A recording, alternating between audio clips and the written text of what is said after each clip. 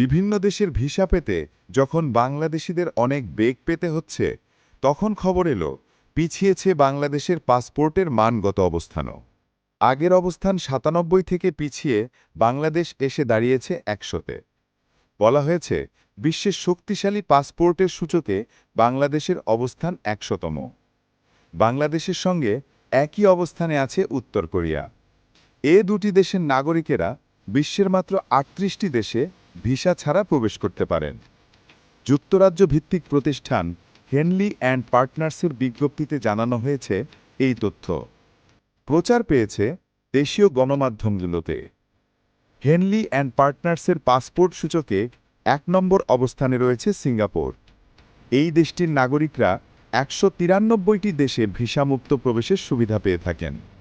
এরপরই রয়েছে দক্ষিণ কোরিয়া, যাদের নাগরিকরা ১৯০টি দেশে, এবং জাপান, যাদের নাগরিকরা ১৮৯টি দেশে ভিসামুক্ত প্রবেশের সুবিধা পেয়ে থাকেন।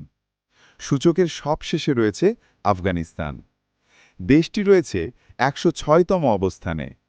আফগানিস্তানের নাগরিকরা মাত্র ২৪টি দেশে ভিসামুক্ত সুবিধা পান।